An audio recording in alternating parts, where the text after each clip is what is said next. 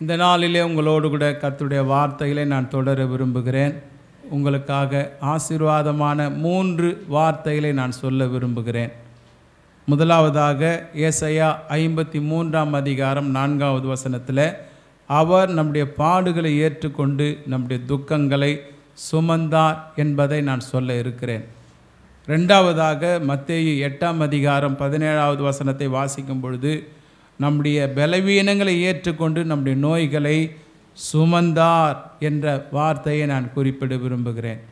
மூன்றாவதாக 1 பேதுரு 2ஆம் அதிகாரம் 24வது வசனத்தை வாசிக்கும் பொழுது அவர் தாமே நம்முடைய பாவங்களை சிலுவின் மேல் சுமந்தார் என்கிற 3வது ஆசீர்வாதமான வார்த்தையை சொல்ல இருக்கிறேன். இந்த 3 கர்த்தருடைய ஊழியக்காரர்களும் ஆண்டவராகிய இயேசு கிறிஸ்துவின் சிலுவை மரணத்தை குறித்தே பேசுகிறார்கள். ஏசாயா துக்கங்களை சுமந்தார் என்று சொல்லுகிறார். மத்தேயு எழுதினதான நிருபத்திலே அவர் நம்முடைய நோய்களை சுமந்தார் என்று சொல்லப்பட்டிருக்கிறது. பேதுரு அப்போஸ்தலன் ஆண்டவராகிய இயேசு கிறிஸ்து சிலுவையிலே நம்முடைய பாவங்களை சுமந்தார் என்பதை அவர் குறிப்பிடுகிறார். அன்பான கர்த்தருடைய பிள்ளைகளே, அநேக நேரங்களில் நம்முடைய கஷ்டங்களை யார் போக்கக்கூடும், நம்முடைய பாரத்தை யார் லகுவாக்கக்கூடும் என்கிற எண்ணத்தோடு நாம் வாழ்ந்து கொண்டிருக்கிறோம். ஆனால் நம்மை ஆசீர்வதிக்கிறவர் ஜீவிக்கிறவராக இருக்கிறார் என்பதை அநேக முறை நாம் மறந்து போகிறோம். கர்த்தர் மேல் பாரத்தை வைத்து விடு, அவர் உன்னை ஆதரிப்பார், நீதிமானை ஒருபோதும் தள்ளாட ஒட்டார் என்று வேதம் சொல்லுகிறார். நம்முடைய பாரத்தை கர்த்தர் சுமக்க அவர் வல்லவராக இருக்கிறார். எல்லா பாரத்தையும் அவர் சுமக்க வல்லவராக இருக்கிறார். நாம் என்ன பண்ணுறோம்? நம்முடைய பாரத்தை நாமே சுமந்து கொண்டிருக்கிறோம். ஆண்டவர் நம்முடைய பாரத்தை சுமக்க வல்லவராக இருக்கிறார். கர்த்தருடைய சமூகத்திலே கர்த்தரை ஆராதிக்கிற கர்த்தருடைய பிள்ளைகள் கவலைப்படுகிறதுனாலே, வேதனைப்படுகிறதுனாலே, தங்களுடைய தேவைகளுக்காக மன வருந்தி ஒரு மூலையிலே உட்கார்ந்து அழுவதை விட கர்த்தருடைய ஆலயத்திலே கடந்து வந்து கர்த்தரை நோக்கி ஜெபிக்கும் பொழுது, கர்த்தரிடத்திலே நம்முடைய பாரத்தை வைக்கும் பொழுது நிச்சயமாக நம்முடைய ஆண்டவர் நம்முடைய பாரத்தை முற்றிலுமாக மாற்ற அவர் வல்லவராக இருக்கிறார். அவர்தான் சொல்லியிருக்கிறார், வருத்தப்பட்டு பாரம் சுமக்கிறவர்களே நீங்கள் எல்லாரும் என்னிடத்தில் வாருங்கள், நான் உங்களுக்கு இளைப்பாறுதலை தருவேன் என்று சொல்லியிருக்கிறார். அப்படி என்றால் நம்முடைய ஆண்டவர் நம்முடைய வருத்தங்களை மாற்றி, நம்முடைய பாரங்களை மாற்றி நம்மை இளைப்படைய செய்கிறவராக, நமக்கு ஆறுதல் தருகிறவராக இருக்கிறார். வாசிக்கலாம். ஏசாயா தீர்க்கதரிசன புஸ்தகம் 53வது அதிகாரம் 4வது 5வது வசனத்தை வாசிக்கும் பொழுது, மெய்யாகவே அவர் நம்முடைய பாடுகளை ஏற்றுக்கொண்டு நம்முடைய துக்கங்களை சுமந்தார். நாமோ அவர் தேவனால் அடிபட்டு வாதிக்கப்பட்டு சிறுமைப்பட்டார் என்று எண்ணினோம். நம்முடைய மீறுதல்கள் நிமித்தம் அவர் காயப்பட்டு நம்முடைய அக்கிரமங்கள் நிமித்தம் அவர் நொறுக்கப்பட்டார். நமக்கு சமாதானத்தை உண்டு பண்ணும் ஆக்கினை அவர் மேல் வந்தது, அவருடைய தழும்புகளால் குணமாகிறோம். பிரியமான தேவனுடைய பிள்ளைகளே, இந்த இடத்துல ஏசாயா தீர்க்கதரிசி ஆண்டவராகிய இயேசு கிறிஸ்துவினுடைய சிலுவை பாடுகளை மிக தெளிவாக சுட்டி காட்டுகிறார். இந்த ஏசாயா 53வது அதிகாரம் ஆண்டவராகிய இயேசு கிறிஸ்துவினுடைய சிலுவை பாடுகளை மிக சிறப்பாக எடுத்து காட்டுகிறது. இங்கே இந்த ஏசாயா தீர்க்கதரிசி சொல்லும் பொழுது என்ன சொல்லுகிறார் கவனிங்கள். மெய்யாகவே அவர் நம்முடைய பாடுகளை ஏற்றுக்கொண்டு நம்முடைய துக்கங்களை சுமந்தார். நம்முடைய துக்கங்களை ஆண்டவர் மெய்யாகவே சுமந்திருக்கிறார். உங்கள் துக்கங்களை நீங்கள் சுமக்கக்கூடாது என்பதற்காக அவர் மெய்யாகவே சிலுவையிலே உங்களுடைய துக்கங்களை சுமந்தார் என்பதை நீங்கள் விசுவாசியுங்கள். இன்றைக்கு அநேகர் துக்கப்பட்டு கலங்கி அது நிமித்தமாக பலவிதமான சரீர பலவீனங்களிலே தள்ளப்படுகிறார்கள். அநேக கவலைகளினாலே, அநேக துக்கங்களினாலே பாரம் அடைந்து அது நிமித்தமாக அநேகர் வியாதிகளை சந்திக்கிறார்கள். அன்புக்குரிய கர்த்தருடைய பிள்ளைகளே, ஆண்டவர் நம்முடைய பாவங்களை சுமப்பதற்கு முன்பாக, நம்முடைய வியாதிகளை சுமப்பதற்கு முன்பாக, முதலாவதாக ஆண்டவராகிய இயேசு நம்முடைய துக்கங்களை சுமந்தார் என்று வேதம் சொல்லுகிறது. அப்படி என்றால் கவலைதான் மிகப்பெரிய ஒரு பாதிப்பை மனிதனுக்கு ஏற்படுத்துகிறது. ஒரு மனிதனை அதிகமாக சோர்வுக்குள்ளாக கொண்டு போகக்கூடியது. ஒரு மனிதன் தற்கொலைக்கு நேராய் போக காரணமாய் இருப்பது அவனுடைய கவலைகள், அவனுடைய துக்கங்கள். ஏன் தற்கொலை செய்து கொள்கிறார்கள் என்று சொன்னால், அவ்வளவுதான் நம்முடைய வாழ்க்கை முடிந்தது, நாம் நம்முடைய உயிரை முடித்து கொள்வோம் என்று சொல்லி அநேகர் தற்கொலை செய்து கொள்கிறாங்க. ஆனால் அன்புக்குரிய கர்த்தருடைய பிள்ளைகளே, நம்முடைய எல்லா பாரத்தையும், நம்முடைய எல்லா கவலைகளையும் ஆண்டவராகிய இயேசு கிறிஸ்து சிலுவையிலே சுமந்திருக்கிறார். அவரை யாரெல்லாம் உண்மையாய் விசுவாசித்து அவரை நோக்கி பார்க்கிறார்களோ, யாரெல்லாம் ஏசப்பா எனக்காய் மனமிரங்கும் ஐயா என்று கூப்பிடுகிறார்களோ, அவர்களுடைய துக்கத்தை நிச்சயமாக கர்த்தர் மாற்ற அவர் வல்லவராய் இருக்கிறார். சங்கீதக்காரன் 38ஆம் சங்கீதத்திலே 17வது வசனத்தில் இவ்வாறாக சொல்லுகிறார், நான் தடுமாறி விழ ஏதுவாயிருக்கிறேன், என் துக்கம் எப்பொழுதும் என் முன் இருக்கிறது என்று அவர் சொல்லுகிறார். தடுமாறி விழ ஏதுவாயிருக்கிற இவரை அவருடைய துக்கம் எப்போதும் அவருக்கு முன்பாக நின்று பயமுறுத்தி கொண்டே இருக்கிறதாம். இன்றைக்கு இப்படிதான் சிலர் துக்கப்பட்டு அவர்கள் விழுந்து போகிறார்கள், மடிந்து போகிறார்கள். அன்பான கர்த்தருடைய பிள்ளைகளே, ஆண்டவராகிய இயேசு கிறிஸ்து மத்தேயு சுவிசேஷத்தில் இப்படியாக சொல்லுகிறார், கவலைப்படுகிறதுனாலே உங்களுடைய சரீர அளவோடு ஒரு முழத்தை உங்களால் கூட்ட முடியுமா என்று சொல்லுகிறார். நீங்கள் உணவுக்காக உடைக்காக கவலைப்படுகிறது என்ன? ஆகாயத்து பறவைகளையும் காட்டு புஷ்பங்களையும் கவனித்து பாருங்கள் என்று ஆண்டவராகிய இயேசு அங்கே குறிப்பிடுகிறதை பார்க்கிறோம். அன்பான கர்த்தருடைய பிள்ளைகளே, உங்களுடைய வாழ்க்கையில் இருக்கிற எல்லா துக்கத்தையும் ஆண்டவராகிய இயேசு கிறிஸ்து 2000 ஆண்டுகளுக்கு முன்பாக சிலுவையிலே சுமந்து விட்டார். ஏசாயா 53ஆம் அதிகாரத்திலே 3வது வசனத்தை வாசிக்கும் பொழுது, அவர் அசட்டை பண்ணப்பட்டவரும் மனுஷரால் புறக்கணிக்கப்பட்டவரும் துக்கம் நிறைந்தவரும் பாடுகள் அனுபவிக்கிறமாய் இருந்தார். அவரை விட்டு நம்முடைய முகங்களை மறைத்து கொண்டோம். அவர் அசட்டை பண்ணப்பட்டிருந்தார், அவரை எண்ணாமல் போனோம். இப்படிதான் மனிதர்கள் இருக்கிறார்கள். ஆண்டவராகிய இயேசு கிறிஸ்து நமக்காக பாடுகளை ஏற்றுக்கொண்டார், நமக்காக அசட்டை செய்யப்பட்டார், நமக்காக அவர் சிலுவையிலே நம்முடைய எல்லா துக்கத்தையும் சுமந்தார். அன்புக்குரிய கர்த்தருடைய பிள்ளைகளே, கவலை என்பது எல்லா வியாதிகளை விட கொடுமையான ஒன்றாக இருக்கிறது. துக்கம் என்பது உலகத்தில் இருக்கிற எல்லா வியாதிகளை விட மிகப்பெரிய ஒரு வியாதியா இருக்கிறது. ஆகையினால் தான் பரிசுத்த வேதாகமும் கவலைப்படாதிருங்கள், கவலைப்படாதிருங்கள், பயப்படாதிருங்கள் என்கிற வார்த்தையை மீண்டும் மீண்டுமாக நமக்கு அறிவிக்கிறது. அன்புக்குரிய கர்த்தருடைய பிள்ளைகளே, உங்களுடைய வாழ்க்கையில் கூட நீங்கள் எதை கட்ட வேண்டும் என்று சொல்லி துக்கத்தோடு கர்த்தர் சமூகத்தில் ஜெபிக்கிறீர்களோ, அதை கட்டும்படியான பாக்கியத்தை தேவன் உங்களுக்கு தருவார், உங்களை அவர் பலப்படுத்துவார். மனுஷனிடத்தில் நீங்கள் போய் கேட்பதை விட, மனிதர்களை நாடி போய் உங்களுடைய தேவைகளை சொல்வதை விட, கர்த்தர் சமூகத்தில் அவருடைய பாதத்தில் அமர்ந்து ஜெபம் பண்ணுங்க. நிச்சயம் உங்களுடைய துக்கத்தை கர்த்தர் மாற்றுவார். இன்றைக்கி நிறைய பேர் என்ன பண்ணுறாங்க, மனுஷரிடத்திலே தங்களுடைய துக்கங்களை சொல்கிறாங்க, தங்களுடைய கவலைகளை பரிமாறிக்கொள்கிறாங்க. உங்களுடைய கவலைகளையும் உங்களுடைய துக்கங்களையும் மனுஷரிடத்தில் வெளிப்படுத்துவதை விட கர்த்தருடைய பாதத்தில் அமர்ந்து ஜெபத்திலே நீங்கள் உங்களுடைய கவலைகளை கர்த்தர் சமூகத்தில் வைக்கும் பொழுது நிச்சயமாக கர்த்தர் உங்களுடைய துக்கத்தை மாற்றுவார்.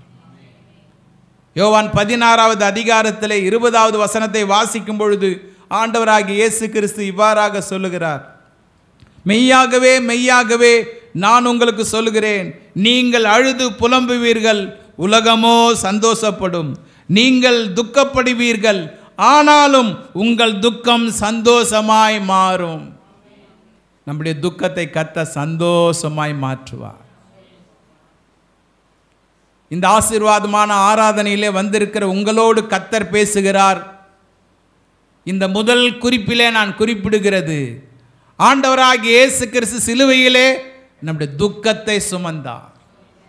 நம்ம எல்லாம் சந்தோஷமாய் இருக்கும்படி, நம்முடைய துக்கத்தை சந்தோஷமாய் மாற்றும்படியாக ஆண்டவராகிய இயேசு கிறிஸ்து சிலுவையிலே நம்முடைய துக்கத்தை சுமந்தார். இந்த நேரத்தில் யாரெல்லாம் உங்களுடைய குடும்பங்களை குறித்து ஒரு பாரத்தோடு, கவலையோடு, துக்கத்தோடு இருக்கிறீங்களோ, உங்கள் பிள்ளைகளை குறித்து யாரெல்லாம் துக்கத்தோடு கூட வந்திருக்கிறீங்களோ, உங்கள் குடும்பத்தை குறித்து யாரெல்லாம் கவலையோடு கர்த்தருடைய ஆலயத்தில் வந்திருக்கிறீங்களோ, உங்களோடு கர்த்தர் பேசுகிறார். உங்களுடைய எல்லா பாரத்தை ஆண்டவராகிய இயேசு கிறிஸ்து சிலுவையிலே சுமந்தார். உங்களுடைய எல்லா துக்கங்களை ஆண்டவராகிய இயேசு கிறிஸ்து சிலுவையிலே சுமந்தார். நான் ஏன் சுமப்பேன், நான் ஏன் சுமப்பேன், என் நேசர் சுமந்த பின். நீங்கள் சுமக்கும்படி அல்ல, கல்வாரியிலே ஆண்டவராகிய இயேசு கிறிஸ்து உங்களுடைய எல்லா கவலைகளையும், பாரத்தையும், உங்களுடைய துக்கத்தையும் அவர் சுமந்து விட்டார். ஆமென். எதை பற்றியும் கவலைப்படாதீங்க, சந்தோஷமா இருங்க. தற்கொலை செய்து கொள்கிறவன் யார் என்றால் கோழை. தன் வாழ்க்கையை முடித்து கொள்ள வேண்டும் என்று யாரெல்லாம் நினைக்கிறான் அவன் கோழை.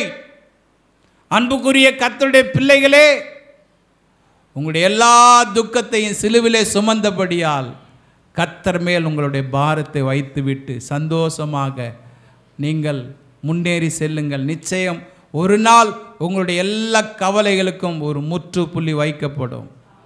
ஒரு நாள் உங்களுடைய எல்லா பாரத்தையும் கர்த்தர் நீக்குவார். அவரை விசுவாசிக்கும் பொழுது நிச்சயமாய் உங்களுடைய முகம் வெட்கப்பட்டு போவதில்லை. எங்கள் பிதாக்கள் உம்மை நம்பினார்கள், நம்பின அவர்களை நீர் விடுவித்தீர். உம்மை நம்பி தப்பினார்கள், உம்மை நம்பி அவர்கள் வெட்கப்பட்டு போகாதிருந்தார்கள் என்று சங்கீதக்காரன் சொல்லுகிறார். அவர்கள் எல்லாரும் அவரை நோக்கி பார்த்து பிரகாசம் அடைந்தார்கள், அவர்களுடைய முகம் வெட்கப்படவில்லை என்று வேதம் சொல்லுகிறது. எனக்கு அன்பான கர்த்தருடைய பிள்ளைகளே, ஆண்டவர் நம்முடைய துக்கத்தை சுமந்திருக்கிறார். ஆமென்.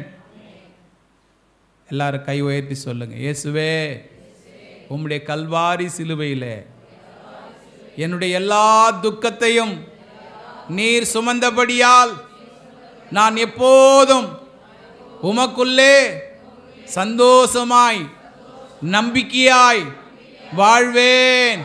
கரங்களை தட்டி கர்த்தருடைய நாமத்தை ஸ்தோத்திரம் பண்ணுவோம். ஹல்லேலூயா. நன்றி ஆண்டவரே, உம்மை ஸ்தோத்திரிக்கிறோம். இரண்டாவதாக ஆண்டவராகிய இயேசு கிறிஸ்து கொடுக்கிற ஆசீர்வாதம், அவர் தாமே நம்முடைய பலவீனங்களை ஏற்றுக்கொண்டு நம்முடைய நோய்களை சுமந்தார். ஒரு மனுஷன் சந்தோஷமாக இருக்காதபடி அவனை ஒரு மூலையிலே உட்கார வைக்கிறது, அவனை படுக்கையிலே தள்ளுகிறது எதுவென்றால் வியாதி. நிறைய பணம் ஒரு வீட்டில் இருந்தோம், அந்த வீட்டில் சுகம் இல்லாவிட்டா அந்த வீடு எப்படி சந்தோஷமாக இருக்கும்? நன்றாய் கவனிங்கள் பிரியமான தேவனுடைய பிள்ளைகளே. ஒரு மனுஷனுக்கு நல்ல ஆசீர்வாதம் இருக்குது, நல்ல வீடு இருக்குது, நல்ல பண வசதிகள் இருக்கிறது, நல்ல மதிப்பு இருக்கிறது, ஆனால் சுகம் இல்லை. அப்படி என்றால் அவன் எப்படி சந்தோஷமாய் வாழ முடியும்? ஆகையினால் தான் இந்த ஏசாயா தீர்க்க தரிசனத்தில் சொல்லப்பட்ட அந்த வார்த்தைக்கு ஒத்த வார்த்தையை இங்கே மத்தேயு ஆக்கியோன் எழுதுகிறதை பார்க்கிறோம். அன்பான கர்த்தருடைய பிள்ளைகளே, முதலாவது கர்த்தராகிய இயேசு கிறிஸ்து நம்முடைய துக்கங்களை சுமந்தார். இரண்டாவது கர்த்தராகிய இயேசு கிறிஸ்து நம்முடைய நோய்களை சுமந்தார் என்று வேதம் சொல்லுகிறது. மத்தேயு 8வது அதிகாரத்திலே 16வது 17வது வசனங்களை வாசிக்கும் பொழுது, அஸ்தமான பொழுது பிசாசு பிடித்திருந்த அநேகரை அவரிடத்திலே கொண்டு வந்தார்கள். அவர் அந்த ஆவிகளை தமது வார்த்தையினாலே துரத்தி பிணியாளிகளை எல்லாரையும் சொஸ்தமாக்கினார்.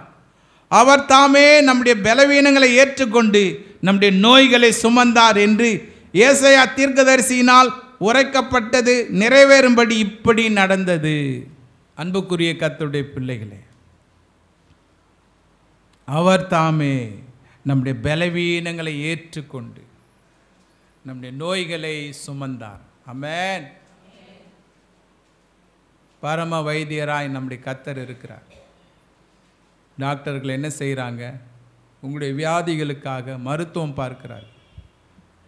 உங்களுடைய வியாதிகளை அவங்க ஏற்றுக்கொள்வதில்லை. உங்கள் வியாதிகள் போக அவர்கள் என்ன பண்ணுறாங்க? மருந்து கொடுக்குறாங்க, ஊசி போடுறாங்க, உங்களுக்கு அநேக நல்ல மருத்துவ உதவிகளை செய்கிறாங்க.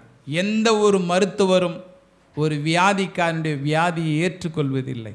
ஆனால் உலகத்தின் மருத்துவர், எல்லா மருத்துவருக்கும் மேலான பரம மருத்துவர், நம்முடைய எல்லா பலவீனங்களை ஏற்றுக்கொண்டு நம்முடைய எல்லா நோய்களையும் கல்வாரி சிலுவையிலே அவர் சுமந்தார் என்று வேதம் சொல்லுகிறது.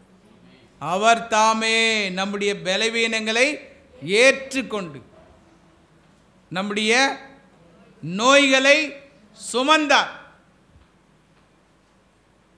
உங்கள் பலவீனத்தெல்லாம் இயேசு ஏற்றுக்கொண்டது உண்மையானால், உங்களுடைய நோய்கள் எல்லாம் இயேசு சுமந்தது உண்மையானால், நீங்கள் ஏன் வியாதியோடு இருக்கணும்? அப்பனா என்ன? நீங்கள் கர்த்தரிடத்தில் இன்னும் விசுவாசமாக இல்லை. இன்னும் ஆண்டவரிடத்தில் உங்களுடைய வியாதிகளையும் பலவீனத்தையும் ஒப்பு கொடுக்கவில்லை. நீங்கள் எல்லாரும் இந்த விசுவாசத்தை உடையவர்களாக இருப்பீங்கன்னா நிச்சயம் உங்களுக்கு ஆரோக்கியம் உண்டாகும். என்ன விசுவாசம்? வியாதியே நீ சிலுவைக்கு, சுகமே நீ எனக்கு சொல்லணும். அல்லேலூயா. காரணம் என்ன? நம்முடைய எல்லா துக்கத்தையும் நம்முடைய எல்லா நோய்களையும் நமது ஆண்டவராகிய இயேசு கிறிஸ்து சிலுவிலே சுமந்திருக்கிறார். அல்லேலூயா. சிலரை எல்லாம் விசாரிக்கும் பொழுது எப்படி இருக்கீங்க அப்படின்னு கேட்டு பாருங்களேன். ஏதோ இருக்கிறேன். நம்ம நல்லா இருக்கீங்களா? ஏதோ சாகாமல் உயிரோடு இருக்கிறேன் ஐயா. எவ்வளோ அழகான ரிப்ளே பாருங்க. சிலரெல்லாம் பார்த்தீங்களன்னா, என்ன எப்படி இருக்கீங்க? சாவுதான் வரல.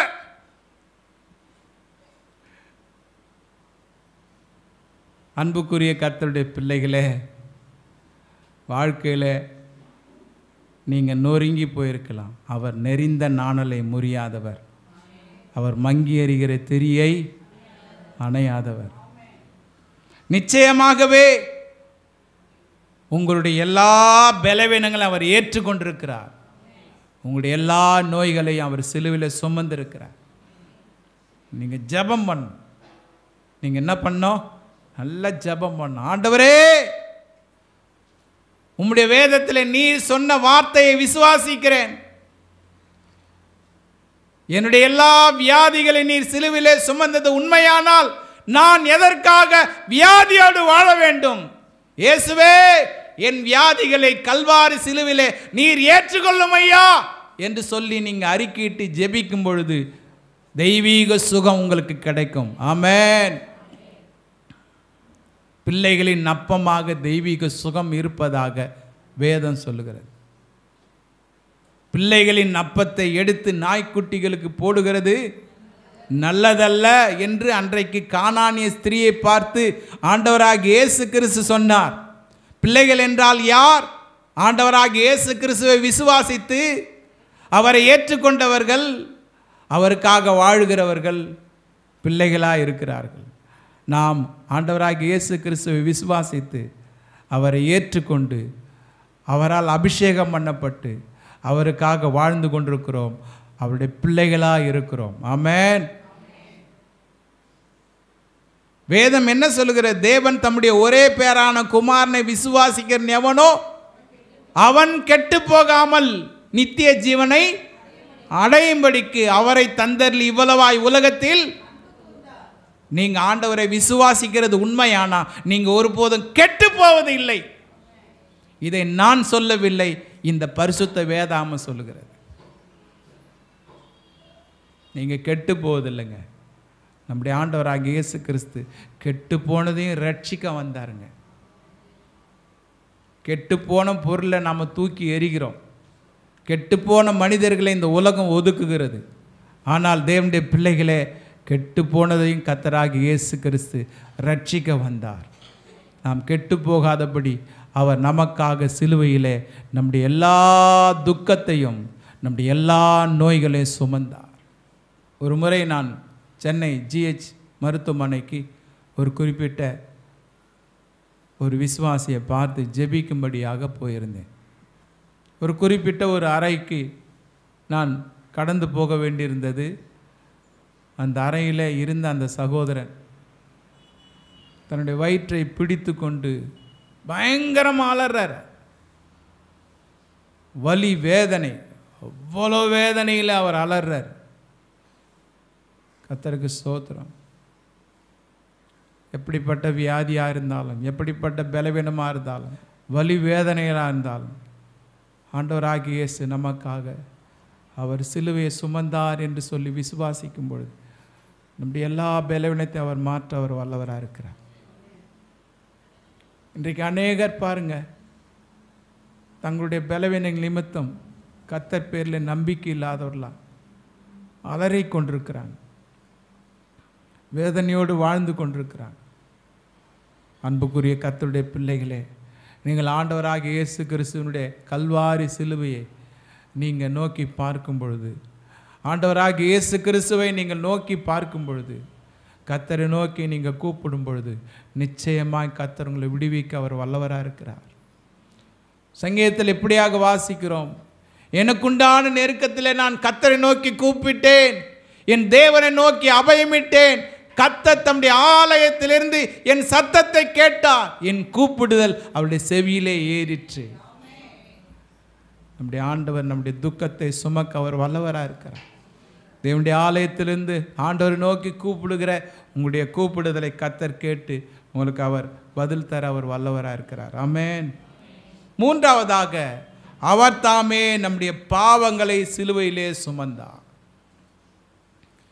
1 பேதுரு 2ஆம் அதிகாரம் 23வது 24வது வசனத்தை வாசிக்கும் பொழுது, அவர் வையப்படும் பொழுது பதில் வையாமலும், பாடுபடும் பொழுது பயமுறுத்தாமலும், நியாயமாய் தீர்ப்பு செய்வதற்கு தம்மை ஒப்பு கொடுத்தார். நாம் பாவங்களுக்கு செத்து நீதிக்கு பிழைக்கும்படிக்கு அவர் தாமே தமது சரீரத்திலே நம்முடைய பாவங்களை சிலுவையின் மேல் சுமந்தார், அவருடைய தழும்புகளால் குணமானீர்கள். பாவங்களுக்கு செத்து நீதிக்கு பிழைக்கும்படியாக அவர் தாமே தமது சரீரத்திலே நம்முடைய பாவங்களை சிலுவையின் மேல் சுமந்தார். அல்லேலூயா சொல்லுங்க. ஆண்டவராகிய இயேசு கிறிஸ்து நம்முடைய பாவங்களை சிலுவையிலே சுமந்திருக்கிறார். யோவான் ஸ்நானகன் இயேசுவை பார்க்கும் பொழுது இவ்வாறாக சொல்கிறார், இதோ உலகத்தின் பாவத்தை சுமந்து தீர்க்கிற தேவாட்டுக்குட்டி. உலகத்தின் பாவத்தை சுமந்து தீர்க்கிற தேவாட்டுக்குட்டியாய் கர்த்தராகிய இயேசு கிறிஸ்து அவர் இந்த உலகத்திலே வெளிப்பட்டார். இந்த உலகத்தினுடைய எல்லா பாவத்தையும் ஆண்டவராகிய இயேசு கிறிஸ்து சிலுவையிலே சுமந்திருக்கிறார். அன்பான கர்த்தருடைய பிள்ளைகளே, நீங்கள் ஆண்டவருடைய சமூகத்தில் உங்களுடைய எல்லா பாவத்தையும் அறிக்கையிட்டு, ஆண்டவரே என்னை பரிசுத்தமாக்கும், என்னை உம்முடைய பிள்ளையாய் மாற்றும், உம்முடைய தூய இரத்தத்தினால் என் பாவங்களை மன்னியும் என்று சொல்லி நீங்கள் ஆண்டவரை நோக்கி ஜெபிக்கும் பொழுது நிச்சயமாகவே கர்த்தர் உங்களுடைய பாவங்களை கழுவி உங்களை சுத்தமாக்குவார், உங்களை பரிசுத்தமாக்குவார். ஆமென். 51ஆம் சங்கீதம் 2வது 3வது வசனங்களை நீங்கள் வாசித்தீங்களா, தாவீது இப்படியாக சொல்லுகிறார், என் அக்கிரமம் நீங்க என்னை முற்றிலும் கழுவி என் பாவமற என்னை சுத்திகரியும், என் மீறுதல்களை நான் அறிந்திருக்கிறேன், என் பாவம் எப்பொழுதும் எனக்கு முன்பாக நிற்கிறது. பாவம் எப்பவுமே அவருக்கு முன்னாடி நிற்குதுங்களா? இன்னைக்கு நிறைய பேருக்கு முன்பாக பாவம் நிற்கிறது. அவங்க செய்த தவறுகள் அவங்களுடைய கண்களுக்கு முன்பாக நிற்கிறது. உணர்வுள்ள இந்த தேவ மனிதன் தான் செய்த தவறுக்காக மன வருத்தப்படுகிறார். ஆண்டவரிடத்தில் மன்னிப்பை தேடுகிறார். ஆண்டவரே, சுத்த இருதயத்தை என்னிலே சிருஷ்டியும், நிலைவரமான ஆவியை என்னிலே புதுப்பியும் என்று ஆண்டவருடைய சமூகத்தில் ஆண்டவரை நோக்கி ஜெபிக்கிறார். பாவம் எந்த ஜனத்துக்கும் இகழ்ச்சி என்று வேதம் சொல்லுகிறார். பாவத்தின் சம்பளம் மரணம் என்று வேதம் சொல்லுகிறார். பாவத்தின் நிமித்தமே ஆண்டவர் மனிதர்களை நியாய தீர்ப்புக்கு பின்பு நரகத்திலே போடுவார் என்று வேதம் மிக தெளிவாய் சொல்லுகிறது. இன்றைக்கி நிறைய பேர் பாவத்து நிமித்தம் நிம்மதி இல்லாமல் வாழ்ந்து கொண்டிருக்கிறார். சிலர் பாவத்து நிமித்தம் வியாதியோடு வாழ்ந்து கொண்டிருக்கிறார்கள். பிரியமான கர்த்தருடைய பிள்ளைகளே, நம்முடைய ஆண்டவர் நம்முடைய பாவத்தை சிலுவையிலே சுமந்தார். ஆமென். எப்பேற்பட்ட பாவத்தை இயேசு அவர் மன்னிக்கிறவராக இருக்கிறார். யாருக்கு கர்த்தர் மன்னிப்பு தருகிறார்? வேதம் என்ன சொல்லுகிறது? தன் பாவங்களை மறைக்கிறவன் வாழ்வடைய மாட்டான், அவற்றை அறிக்கை செய்து விட்டுவிடுகிறவன் இரக்கம் பெறுவான். பாவங்களை நிறைய பேர் அறிக்கையிடுறாங்க, ஆனால் விட்டு விடுகிறது இல்லை. பாவங்களை அறிக்கையிடுகிறது மாத்திரமல்ல, விட்டுவிட்டால் இரக்கம். 1 யோவான் 1:8-9 வசனங்களை வாசிக்கும் பொழுது, நமக்கு பாவம் இல்லை என்போமானால் நம்மை நாமே வஞ்சிக்கிறலாக இருப்போம், சத்தியம் நமக்குள் இராது. நம்முடைய பாவங்களை நாம் அறிக்கையிட்டால் பாவங்களை நமக்கு மன்னித்து எல்லா அநியாயத்தையும் நீக்கி நம்மை சுத்திகரிக்கிறதுக்கு அவர் உண்மையும் நீதியும் உள்ளவராயிருக்கிறார். அன்புக்குரிய கர்த்தருடைய பிள்ளைகளே, நமக்கு பாவம் இல்லை என்று சொல்வோமானால் நம்மை நாமே ஏமாற்றி கொள்கிறோமா, நம்மை நாமே வஞ்சிக்கிறலா இருக்கிறோமா, சத்தியம் நமக்குள்ளே இராது என்று வேதம் சொல்லுகிறது. ஆனால் நம்முடைய பாவங்களை நாம் அறிக்கையிட்டால் நமக்கு ஆண்டவர் மன்னிப்பை தந்து நம்முடைய எல்லா அநியாயத்தையும் நீக்கி நம்மை அவர் சுத்திகரிக்கிறார், நம்மை அவருடைய தூய இரத்தத்தினால் கழுவுகிறார். ஆமென். இயேசு கிறிஸ்துவினுடைய இரத்தம் சகல பாவங்களை நீக்கி நம்மை சுத்திகரிக்கிறது. ஆமென். எனக்கு அன்பான கர்த்தருடைய பிள்ளைகளே, ஆண்டவராகிய இயேசு கிறிஸ்து சிலுவையிலே நம்முடைய பாவங்களை சுமந்தார். எசேக்கியேல் 36:25 வசனத்தை வாசிக்கும் பொழுது, அப்பொழுது நான் உங்கள் மேல் சுத்தமான ஜலத்தை தெளிப்பேன், நான் உங்களுடைய எல்லா அசுத்தங்களையும் உங்களுடைய எல்லா நகரலான விக்கிரங்களையும் நீக்கி உங்களை சுத்தமாக்குவேன், நீங்கள் சுத்தமாவீர்கள். இந்த வார்த்தையை இந்த எசேக்கியேல் தீர்க்கதரிசனமாய் சொல்லுகிறார். ஆண்டவராகிய இயேசு கிறிஸ்துவினுடைய கல்வாரி இரத்தத்தை குறித்து இங்கே இவர் தீர்க்க தரிசனமாய் சொல்லுகிறார். அந்த தீர்க்க தரிசனமான வார்த்தை என்ன? நான் உங்கள் மேல் சுத்தமான ஜலத்தை தெளிப்பேன். அல்லேலூயா. ஆண்டவராகிய இயேசு கிறிஸ்து சிலுவையில் அறையப்பட்டு அவர் தொங்கிக் கொண்டிருக்கும் பொழுது ஒருவன் அவருடைய விலாவிலே குத்தினான். அவருடைய விலாவிலிருந்து இரத்தமும் தண்ணீரும் வந்தது. ஆண்டவராகிய இயேசு கிறிஸ்து இந்த உலகத்தின் பாவத்துக்காக அவருடைய எல்லா இரத்தத்தையும் சிந்தி விட்டார். ஒரு சொட்டு இரத்தம் கூட அவருடைய சரீரத்தில் இல்லை. எல்லா இரத்தமும் இந்த மனுக்குலத்தின் பாவத்துக்காக சிந்தப்பட்டது. நீங்கள் உடைந்த உள்ளத்தோடு வந்திருக்கீங்களா? உங்களையும் கர்த்தர் சுத்திகரித்து உங்களையும் பரிசுத்தமாக்கி அவருடைய பிள்ளைகளாய் வாழும்படியான பாக்கியத்தை உங்களுக்கு தருவார். ஆமென். இயேசு என்றால் பாவங்களை நீக்கி ரட்சிக்கிறவர் என்ற அர்த்தம். ஆமென். நம்முடைய பாவங்களுக்காக இயேசு சிலுவையிலே அறையப்பட்டார். எனக்கு அன்பான கர்த்தருடைய பிள்ளைகளை, இந்த ஆசீர்வாதமான ஆராதனையிலே 3 காரியங்களை கர்த்தர் சுமந்தார் என்பதை நான் குறிப்பிட்டு சொன்னேன். முதலாவதாக, அவர் நம்முடைய பாடுகளை ஏற்றுக்கொண்டு நம்முடைய துக்கங்களை சுமந்தார். இரண்டாவதாக, அவர் தாமே நம்முடைய பலவீனங்களை ஏற்றுக்கொண்டு நம்முடைய நோய்களை சுமந்தார். மூன்றாவதாக, அவர் தாமே நம்முடைய பாவங்களை சிலுவையின் மேல் சுமந்தார். நமக்கு சந்தோஷத்தை உண்டு பண்ணும்படி, நம்மை ரட்சிக்கும்படி, நாம் ஆசீர்வதிக்கப்படும்படி, நாம் அவருடைய பிள்ளைகளாய் வாழும்படி இயேசு நம்முடைய எல்லா கவலைகளை அவர் சுமந்திருக்கிறார். நீங்கள் விசுவாசித்தால் நிச்சயமாக எல்லையில்லாத ஒரு பெருத்த சந்தோஷத்தை, ரட்சிப்பின் சந்தோஷத்தை தேவன் உங்களுக்கு தருவார். நீங்கள் ஆண்டவருடைய சமூகத்தில் உங்களை ஒப்பு கொடுங்க, நீங்கள் ஜெபியுங்க. நம்ம எல்லாரும் ஜெபம் பண்ணுவோம். ஹல்லேலூயா. கர்த்தாவே உம்மை நன்றியோடு ஸ்தோத்திரிக்கிறோம் அப்பா. ஜீவனுள்ள தேவனே உம்மை நன்றியோடு ஸ்தோத்திரிக்கிறோம். பரலோக பிதாவே, இந்த அருமையான வேலையிலே உம்முடைய பிள்ளைகளாகிய நாங்கள் உம்மை நோக்கி பார்க்கிறோம். ஆண்டவரே, நாங்கள் சந்தோஷமாய் வாழும்படி எங்களுடைய எல்லா பாடுகளை ஏற்றுக்கொண்டு எங்களுடைய துக்கங்களை சிலுவையிலே நீ சுமந்திருக்கிறீர் அப்பா. ஆண்டவரே, நாங்கள் ஆரோக்கியத்தோடு வாழும்படி எங்களுடைய எல்லா பலவீனங்களையும் சிலுவையிலே ஏற்றுக்கொண்டு எங்களுடைய நோய்களை கர்த்தாவே நீ சுமந்திருக்கிறீர் அப்பா. ஆண்டவரே, நாங்கள் இரட்சிப்பின் சந்தோஷத்தால் நிறையப்படும்படி பரலோக மகிமையை பெற்றுக்கொள்ளும்படி உம்முடைய பிள்ளைகளாய் வாழும்படி உம்முடைய சிலுவையிலே எங்களுடைய எல்லா பாவத்தையும் ஏற்றுக்கொண்டு ஆண்டவரே, எங்களுடைய பாவத்தை நீ சுமந்தபடியால் உம்மை நன்றியோடு ஸ்தோத்தரிக்கிறோம். ஆண்டவரே, இந்த செய்தியை கேட்ட ஒவ்வொரு பிள்ளைகளையும் கர்த்தர் ஆசீர்வதிப்பீராக. உம்முடைய பிள்ளைகள் ஆண்டவரே எந்த ஒரு பாரமும் இல்லாதபடி ஆண்டவரே துக்கம் நீங்கி சந்தோஷமாய் வாழும்படி, வியாதி இல்லாமல் வாழும்படி ஆண்டவரே பரிசுத்தமாய் வாழும்படி உம்முடைய பிள்ளைகளுக்கு உதவி செய்வீராக. உம்முடைய வார்த்தையினால் உண்டாகிற ஆசீர்வாதம், உம்முடைய வார்த்தையினால் உண்டாகிற ஆண்டவரே சுகம், உம்முடைய வார்த்தையினால் உண்டாகிற வழி நடத்துதல் உம்முடைய பிள்ளைகளுக்கு நிறைவாய் கிடைக்க செய்யும். உம்முடைய நாமம் ஒன்றே மகிமைப்படுவதாக. கர்த்தாவே, உம்முடைய வார்த்தைகளினால் ஒவ்வொருவரை சுகமாக்குவீராக, பலப்படுத்துவீராக, ஆரோக்கியத்தை தருவீராக. கர்த்தர் மகிமைப்படும். இயேசு கிறிஸ்து மூலம் வேண்டுகிறோம் பிதாவே, ஆமேன். என் ஆத்துமாவே கர்த்தரை ஸ்தோத்திரி, என் முழுமே அவருடைய பரிசுத்த நாமத்தை ஸ்தோத்திரி. என் ஆத்துமாவே கர்த்தரை ஸ்தோத்திரி, அவர் செய்த சகல உபகாரங்களையும் மறவாதே.